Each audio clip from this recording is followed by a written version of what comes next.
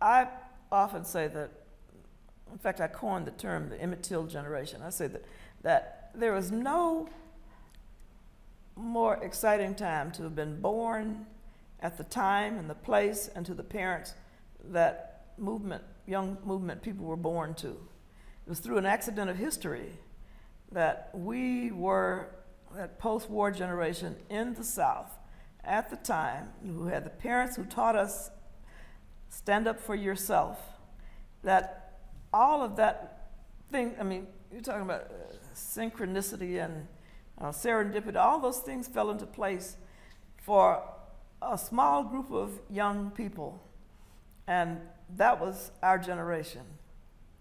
We were post-war kids. Some of our parents had gone, fathers had gone abroad to fight for freedom, and they came back and they were so disappointed.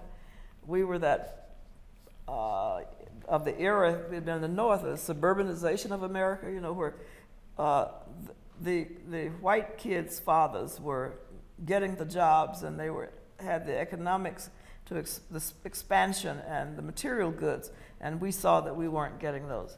We were that generation that had been brought up with the fire and brimstone, of believing the Old Testament prophets on justice and, you know, just a strong sense of right and wrong. It was the morality of our times, that we believed that it was,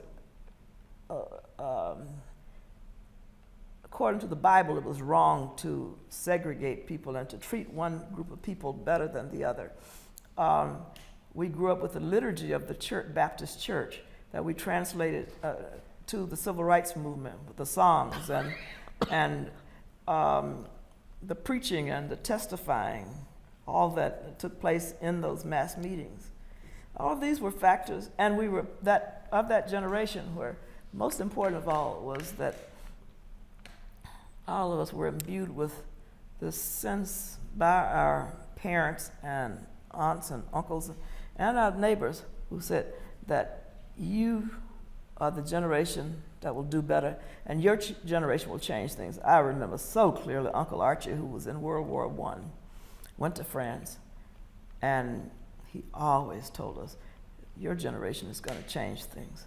And so there was these expectations of us, and I think we fulfilled them, but I don't believe it was through, you know, obviously it was not a matter of a king standing up in Montgomery and people saying, well, you're right. It was, for us, it was almost like you had to do it. It was a matter of time. The time had come. And they expected so much of us. Our teachers used to tell us. We were the first, sometimes the first generation to go to college, too. That was critical. That was. They said you got to get an education because no one can take that from you. And I think often of, my mother used to say that all the time, but she grew up at a time when people took their labor from them. They took everything from them and gave them little compensation for anything. Our stepfather made $30 or $35 a week as a skilled mechanic, diesel engine mechanic. His employer used to send him to New Orleans to his training courses. And he retired on Social Security, whereas the white men working alongside him, you know, had pensions. And they understood the injustices.